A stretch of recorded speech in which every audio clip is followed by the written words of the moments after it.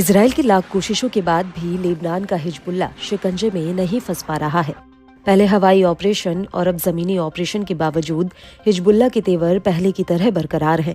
अपने शीर्ष नेताओं के मारे जाने के बाद भी हिजबुल्लाह लड़ाके बेतहाशा इजराइल पर हमलावर हैं।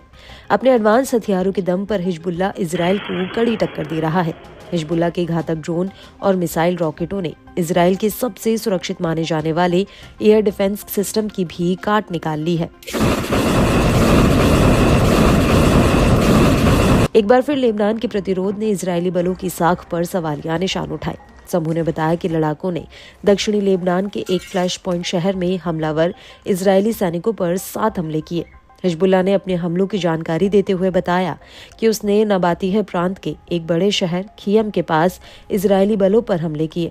हमलों से पहले लेबनान की नेशनल न्यूज एजेंसी ने बताया था कि इजरायली सेना शहर में घुसपैठ के दौरान घरों और आवासीय इमारतों को उड़ा रही है।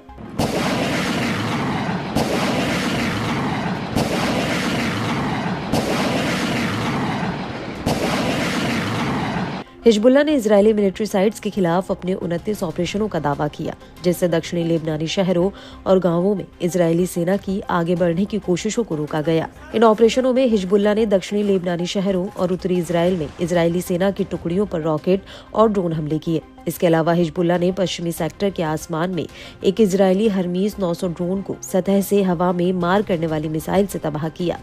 लड़ाकों ने अभियान की शुरुआत एक तरफा ड्रोन के हमले से की। इसमें कब्जे वाले हाइफा के उत्तर में हाइफा नौसैनिक अड्डे को निशाना बनाया गया, जहां मिसाइल नौकाएं और पनडुब्बियां हैं, जो लेबनान फिलिस्तीनी बॉर्डर से 35 किलोमीटर दूर है। लड़ाकों ने खियाम शहर के पूर्व में इजरायली सेना के एक समूह को निशाना बनाकर रॉकेटों से हमला किया। लड़ाकों ने इजरायली कफर युवाल बस्ती के उत्तर में इजरायली सैनिकों को निशाना बनाकर 2 अलग अलग रॉकेट हमले किए।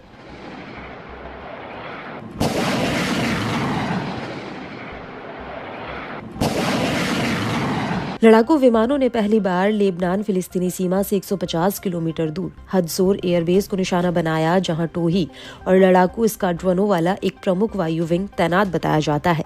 इसके अलावा हिजबुल्लाह ने दावा किया कि लड़ाकों ने पहली बार इजरायली अर्ली वार्निंग पोस्ट पर भी हमला किया, जो कब्जे वाले सीरियन गोलान के माउंट हरमोन पर है। लड़ाकों ने रॉकेट की बौछार से अक्का शहर के उत्तर में गोलानी ब्रिगेड के एडमिनिस्ट्रेटिव हेडक्वार्टर को निशाना बनाया। लड़ाकों ने एक के बाद एक कुल 10 बार खियाम के पूर्व में इजरायली सेना के एक समूह को रॉकेटों की बौछार से निशाना बना डाला। लड़ाकों ने मेतुल्ला बस्ती में तैनात इजरायली सेना को टारगेट कर रॉकेट से हमला किया। लड़ाकू विमानों ने इन जैतिम बेस पर भी इजरायली फौज पर रॉकेटों की बौछार की। अलमनारा बस्ती में इजरायली सैनिकों की टुकड़ी को निशाना बनाया। इसके अलावा तायर हरफा कस्बे में इजरायली सेना के साथ सीधा संघर्ष हुआ। बताया जाता है कि लड़ाकों ने तायर हरफा शहर के पश्चिमी हिस्से के एक घर में इजरायली सेना की घुसपैठ पर नजर रखी, जहां एक बख्तरबंद वाहन को नष्ट कर डाला। मध्यम दूरी की मशीन गनों और कई घातक हथियारों का इस्तेमाल किया, जिससे इमारत के कुछ हिस्से इजरायली बलों पर गिरे। इस बीच न्यूयॉर्क टाइम्स की रिपोर्ट ने बड़ा दावा किया है। अमेरिकी अधिकारियों के हवाले से बताया गया कि इजराइल हिजबुल्लाह के कम दूरी के रॉकेट को काबू नहीं कर पा रहा। इजराइल का एयर डिफेंस सिस्टम हिजबुल्लाह के हमलों के सामने विफल रहा है। दरअसल लड़ाके उत्तरी इजराइल को लगातार अपना निशाना बनाते रहते हैं। बता दें कि ये इलाका सबसे ज्यादा हिजबुल्लाह के हमलों का शिकार रहा है। इसके चलते उत्तरी इजरायली बस्तियों के लोग सुरक्षित अपनी बस्तियों में नहीं लौट पा रहे हैं। वहीं लेबनान के स्वास्थ्य मंत्रालय ने कहा कि पूर्वी बेका वैली में इजरायली हमलों में कम से कम 22 लोगों की जान गई।